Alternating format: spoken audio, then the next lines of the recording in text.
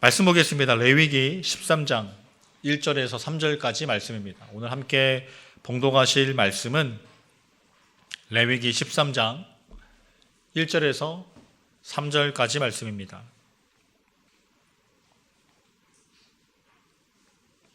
우리 한 목소리로 읽겠습니다. 야훼께서 모세와 아론에게 말씀하여 이르시되 만일 사람이 그의 피부에 무엇이 돋거나 뾰루지가 나거나 색점이 생겨서 그의 피부에 나병 같은 것이 생기거든 그를 곧 제사장 아론에게나 그의 아들 중 한 제사장에게로 데려갈 것이요 제사장은 그 피부의 병을 진찰할지니 환부의 털이 휘어졌고 환부가 피부보다 우묵하여졌으면 이는 나병의 환부라. 제사장이 그를 진찰하여 그를 부정하다 할 것이요 둘이 14, 예, 감사합니다. 네, 3절까지죠. 네. 할렐루야. 할렐루야. 오늘도 주 안에서 좋은 일이 일어납니다. 하나님께서 일으키시는 좋은 일들이 우리 일상생활 범사에 넘치기를 간절히 축원드립니다. 오늘은 죄 다루는 법이라는 제목으로 하나님 말씀 선포하겠습니다. 오늘은 죄 다루는 법이라는 제목으로 하나님 말씀 선포하겠습니다.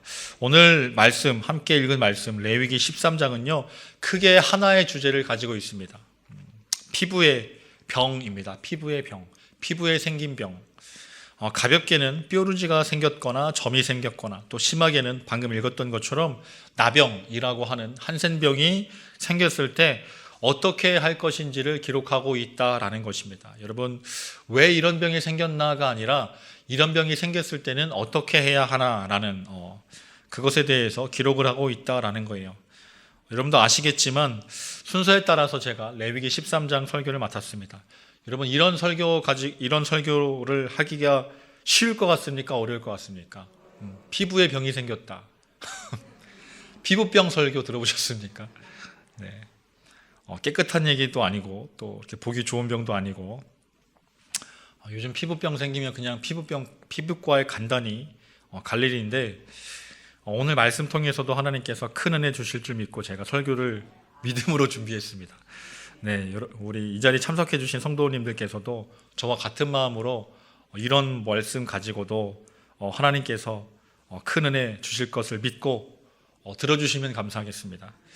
오늘 레위기 13장의 내용을 한번 볼까요? 우리 13장 1절부터 2절까지는 말씀의 전체적인 내용을 잘 요약하고 있는 부분입니다.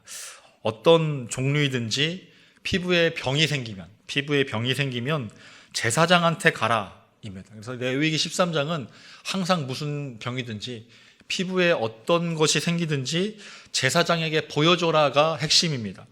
제사장에게로 가라. 그래서 이 내용을 1절부터 2절까지가 잘 요약하고 있고요. 또 제사장이 살펴본 다음에 이렇게 하라 그러면 이렇게 해야 되고 저렇게 하라 그러면 저렇게 하라는 것이 이 내용입니다. 이 피부병 중에는요 자기 혼자만 그냥 걸리는 병이 있는가 하면 없는 병도 있죠. 그래서 이런 경우에는 제사장이 보고 격리해라 라고 하면 격리해야 됩니다. 그래서 그 구체적인 행동 요령까지 잘 정해주게 되어 있습니다. 그 내용을 3절부터 46절까지입니다. 보여주고 이렇게 하라 그러면 이렇게 하고 격리하라 그러면 격리하고 이 내용이 3절부터 46절까지인데 우리 26, 27절을 한번 볼까요? 오늘 말씀 레위기 13장 26절, 27절만 우리 찾아서 한번 읽어보도록 하겠습니다. 함께 읽겠습니다. 그러나 제사장이 보기에 그 색점에 흰 털이 없으면 그 자리가 피부보다 얕지 아니하고 빛이 엷으면 그는 그를 이레 동안 가두어 둘 것이며 이레 만에 제사장이 그를 진찰할지니 만일 병이 크게 피부에 퍼졌으면 그가 그를 부정하다 할 것은 나병의 환부임이니라. 아멘. 제사장이 보고 나서 7일 동안 가두어 둔대요. 방금 26절 보니까 이레 동안 가두어 둘 것이며 격리하는 거죠. 격리. 그리고 나병이라는 것을 판단하는 기준도 제사장이 갖게 됩니다. 그래서 나병이 딱 보고 이게 나병이다 아니다 판단도 제사장이 하게 되었다라는 것입니다. 그리고 13장의 마지막 내용은 47절부터 59절까지입니다. 굉장히 길죠. 13장이 59절까지 있는데 47절부터 59절의 내용은 이 옷이나 가죽에 그러니까 항상 피부에 뭔가 이렇게 접촉하는 옷이나 이 가죽에 곰팡이가 생겼다, 아니면 이게 뭔가 색깔이 변했다 이러면 이것도 제사장에게 가서 보여주게 되어 있습니다. 네. 그러니까 우리가, 여러분 이런 거 별로 정말 관심도 없으시죠? 옷에 만약에 여러분이 입는 옷에 색깔이 변했어요. 누렇게. 그러면 목사님한테 보여줄 거예요? 그러니까 아니잖아요. 그러니까 정말 지금으로는 정말 이제 좀 어려운 본 말씀입니다. 이렇게 제사장이 왜 이런 것까지 했을까라는 참 궁금증이 들고 또 호기심이 드는 말씀인데 우리 한번 볼까요? 47절부터 51절까지, 47절부터 51절까지 어떤 내용을 말씀하고 있는지 한번 말씀을 통해서 한번 확인해 보도록 하겠습니다. 47절부터 읽겠습니다. 만일 의복에 나병, 색점이 발생하여 털옷에나 베옷에나 배나 털에 나래나 씨에나 혹 가죽에나 가죽으로 만든 모든 것에 있으되 적조한 것에나 그 의복에나 가죽에나 그 나래나 씨에나 가죽으로 만든 모든 것에 병색이 푸르거나 붉으면 이는 나병의 색점이라 제사장에게 보일 것이요 제사장은 그 색점을 진찰하고 그것을 이레 동안 간직하였다가 이레 만에 그 색점을 살필지니 그 색점이 그 의복의 나래나 씨에나 가죽에나 가죽으로 만든 것에 퍼졌으면 이는 악성 나병이라 그것이 부정함으로. 아멘. 그러니까 그 다음에는 이제 이걸 가지고 태우게 되어 있습니다. 여기까지 보면 제사장의 역할이 굉장히 다양하죠. 사람의 피부도 살피고 또 제사도 드려야 되고 방금 읽은 것처럼 옷도 살펴야 되고 막 옷을 태워야 되고. 근데 이 13장 내용만 딱 보면 제사장의 역할은 크게 두 가지입니다. 하나는 판단하는 것이고 다른 하나는 처방하는 거예요. 판단하고 처방하는 거. 이 피부를 보고 이게 병인지 아닌지, 병이라 그러면 어떻게 해야 하는지, 무슨 병인지 딱 판단해 주게 되어져 있습니다. 그래서 제사장의 역할이 판단하는 거고요. 나머지 하나의 역할은 처방하는 거예요. 그러면 이렇게 해라. 격리하든지 나가든지 태우든지 이렇게 처방해 주게 되어 있다라는 거예요. 이 제사장의 판단과 처방의 역할을 통해서 레위기 13장이 기록되어 있습니다. 그러면 방금 우리가 함께 읽었던 이 말씀을 근거로 해서 레위기 13장의 메시지를 한번 보겠습니다. 오늘 첫 번째입니다. 죄의 속성입니다. 오늘 첫 번째는 죄의 속성입니다. 이 레위기 13장은 방금 말씀드린 것처럼 큰 주제가 피부병입니다. 피부병. 물론 어떤 병이든지 안 걸리는 것이 가장 좋죠. 근데 피부병의 경중을 따지면 어떻습니까?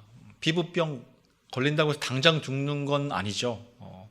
굉장히 급한 병은 아닌 것 같습니다. 물론 나병에 걸리면 얘기가 좀 달라져요. 제가 찾아보니까 나병의 치사율은, 한센병의 치사율은 노약자나 어린이가 걸리면 90%가 죽는데요. 근데 정상적인 성인이 걸렸을 때는 한 50%가 살아남는다고 합니다. 그러니까 나병, 한센병은 굉장히 치명적인데 나병이 아니고 일반적인 피부병은 그냥 보기에 흉한 병입니다. 굉장히 드러나 있습니다. 눈에 가시적으로 딱 띄는 병이 피부병이죠. 그런데 이 성경이요, 이 피부병이라는 한 가지 주제를 가지고 1절부터 59절까지 굉장히 긴 이 본문을 할애하고 있습니다. 이 피부병이 죄의 속성을 가지고 있기 때문에 그래요. 피부병은 죄와 굉장히 흡사합니다. 그래서 이 피부병을 굉장히 중요하게 다루고 있는데요. 이 피부병은 몸에 딱 생기는 순간부터 눈에 딱 보입니다. 그래서 제사장이 눈으로 확인하게 되어져 있어요. 눈으로 직접 보고 어떻게 할 것인지 판단하고 처방하게 됩니다. 마찬가지로 여러분, 죄가 똑같은 속성을 가지고 있어요. 죄는 눈에 보입니다. 여러분, 죄 짓는 사람들 주변에 있다면 한번 잘 보십시오. 요즘 죄 짓는 사람들은 다 대놓고 집니다. 대놓고 나쁜 짓을 하고 버젓이 뻔뻔하게 죄를 짓는다는 거예요. 사실 죄인지도 모르고 죄를 짓죠. 여러분, 이런 말 들어보셨습니까? 촉법소년? 촉법소년. 성인이 되지 않은 아주 어린 아이들, 미성년자들이 성인들의 그런 죄의 습관을 똑같이 보고 따라하는 거예요. 그러면서 악용합니다. 나는 미성년자이니까 죄를 책임질 그런 나이가 안 됐으니까 나는 무죄하다 이러면서 죄 짓고도 떳떳하게 그걸 악용하는 어린 아이들이 있습니다. 그러면 그 말은 무슨 말인가 하면 어린아이들 그걸 봤다는 거예요. 죄가 드러난다라는 얘기죠. 죄 짓고도 죄인 줄 모르고 마치 죄 짓는 게 당연한 것처럼 살아가게 된 것입니다. 그래서 예수님을 믿는 우리의 생각에도 거룩하게 살 생각은 안 하고요. 죄 안 짓고 어떻게 사나라는 이런 생각을 하게 돼요. 여러분, 죄 안 짓고 어떻게 사나라는 생각 해보셨습니까? 이 오염된 생각을 갖게 만드는 것이 바로 죄라는 거예요. 그런데 이렇게 죄 짓는 것에 대해서 당연하게 생각하고 타협하고 합리화하고 또 이런 죄에 오염된 생각에 우리가 정말로 믿음의 사람들이 가져야 되는 생각과 태도는 무엇인가? 오늘 레위기 13장 3절은 이렇게 말씀하고 있습니다. 한번 3절 보시겠까요? 한번 오늘 함께 읽었던 말씀 다시 한번 이런 생각을 가지고 우리가 가져야 되는 생각과 태도는 어떤 것인가? 3절 함께 읽겠습니다. 제사장은 그 피부의 병을 진찰할지니 환부의 털이 휘어졌고 환부가 피부보다 우묵하여졌으면 이는 나병의 환부라. 제사장이 그를 진찰하여 그를 부정하다 할 것이요. 이런 마지막 말씀, 부정하다 할 것이요. 기억하십시오. 합리화하고 당연하게 생각할 것이 아니라 부정하다라고 해야 돼요. 죄를 죄라고 말해야 됩니다. 나쁜 것은 나쁜 것이라고 명확하게 말할 수 있어야 한다라는 거예요. 우리 신앙생활에 이런 과정들이 좀 생략되는 경우들이 있습니다. 어물쩡 죄를 짓고도 어물쩡 그냥 넘어가게 되고요. 은근슬쩍 죄와 타협하게 되는 거예요. 그런데 오늘 말씀에서는요, 제사장이 하는 역할 너무나도 분명합니다. 부정한 것을 부정하다고 명확하게 판별해줘요. 이건 병이야 라고, 이건 나쁜 거야, 옮기는 거야, 격리해야 되는 거야, 있어서는 안 되는 거야, 그래서 태워야 돼 라고 명확하게 판단하고 있다라는 것입니다. 누구나 그럴 수 있다고 타협하고 있지 않다는 거야. 그럴 수도 있죠. 그냥 돌아가세요. 이런 말 하지 않습니다. 이것은 부정하다라고 분명하게 말하고 있다라는 것입니다. 오늘 이 레위기 말씀 통해서 우리에게 필요한 신앙의 자세도 바로 이런 자세라고 생각을 합니다. 죄에 대해서 오염된 타협하고 있는 생각을 버리고 죄에 대해서 뻔뻔한 마음을 내려놓고 죄 짓고도 그럴 수 있지 하는 마음을 내려놓고 이 죄에 대해서 우리가 인정하는 것, 이건 잘못된 것이다라고 인정하는 것이 먼저라는 거예요. 내가 지은 죄가 성경에서 말씀하고 있는 그런 죄가 맞다고 여러분 인정하면요, 회개할 수 있습니다. 그런데 인정하지 못하고 그냥 넘어가거나 세상에 살면서 어떻게 때 안 타는 성도가 있나 라고 이런 생각을 하게 되면, 합리화하고 타협하기 시작하면 회개할 수 없어요. 합리화한 죄는 회개할 생각이 들지 않습니다. 그런데 오늘 말씀에서처럼 부정한 것을 부정한 것이라고, 죄를 죄라고 인식하게 되면 제사장이 하는 역할이 두 가지라고 말씀드렸죠. 하나는 판단하는 거고 나머지 하나는 처방하는 것입니다. 우리의 죄가 부정한 것, 하나님 앞에서 회개할 것이라고 생각이 된다면, 판단이 된다면 그 다음으로 처방할 수 있다라는 거예요. 부정한 것은 회개할 수가 있습니다. 이 십자가 앞으로 담대하게 나아갈 수 있다라는 거예요. 여러분, 우리 모두가 타협하지 않기를 간절히 소망합니다. 이 지은 죄가 있다 할지라도 담대하게 여러분 판단하시고 십자가 앞으로 나설 수 있기를 간절히 소망합니다. 우리 로마서 6장 6절 말씀 함께 읽겠습니다. 로마서 6장 6절 말씀입니다. 우리가 알거니와 우리의 옛사람이 예수와 함께 십자가에 못 박힌 것은 죄의 몸이 죽어 다시는 우리가 죄에게 종노릇하지 아니하려 함이니. 아멘. 사랑하는 여러분, 십자가 앞에 담대히 나아갈 수 있기를 간절히 축원합니다. 여러분, 십자가 앞에 나아가는 것이 타협하는 것보다 훨씬 쉽습니다. 타협하면요, 죄 사함이 없어요. 계속해서 죄 가운데 살아가는 거예요. 그런데 십자가 앞으로 나아가면요, 죄에서 자유를 얻게 되는 것입니다. 종노릇하지 아니하려 함이니라고 분명하게 말씀하고 있죠. 우리 모두 죄인의 종노릇하는 것이 아니라 죄에서 자유함을 얻어 살기를, 오늘 하루 자유한 하루 되기를 간절히 축원드립니다. 오늘의 두 번째는 죄는 퍼진다라는 것입니다. 죄는 퍼진다. 오늘 말씀에서 피부병이 발생하면요, 제사장에게 보여주게 되어 있습니다. 보이는 이유가 무엇인가 하면 어떤 병인지를 판단하는 그런 이유도 있지만, 그것보다 더 중요한 것이 피부병이 생겼을 때 그것이 퍼지는가 안 퍼지는가가 굉장히 중요한 점입니다. 다른 사람들에게 옮기고 퍼진다 그러면 안 되기 때문에 제사장이 방지하는 거예요. 다른 사람들을 지키는 거죠. 그래서 7일 동안 격리하거나 가두어두게 되어 있습니다. 레위기 13장 우리 4절 한번 볼까요? 4절. 레위기 13장 4절 찾아서 읽어보겠습니다. 함께 읽겠습니다. 피부의 색점이 희나 우묵하지 아니하고 그 털이 희지 아니하면 제사장은 그 환자를 이레 동안 거두어둘 것이며 7일 동안 가두어둔다. 가두어둔다. 여기서 알 수 있는 죄의 속성이 여러분 무엇일 것 같습니까? 죄는 첫 번째 속성은 보인다였어요. 죄는 딱 보여요. 죄 짓는 사람은 티가 나죠. 근데 두 번째 속성은 죄는 퍼집니다. 그래서 가두어두는 거예요. 사람은요 절대로 혼자 죄 짓지 않습니다. 같이 죄 짓습니다. 죄도 마찬가지예요.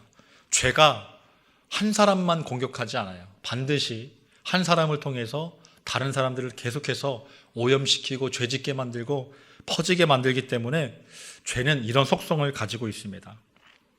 이 고통 속으로, 절망 속으로 죄는 우리를 다 끌어들여요. 그래서 한 사람만 죽는 게 아니라 다 같이 죽게 만듭니다.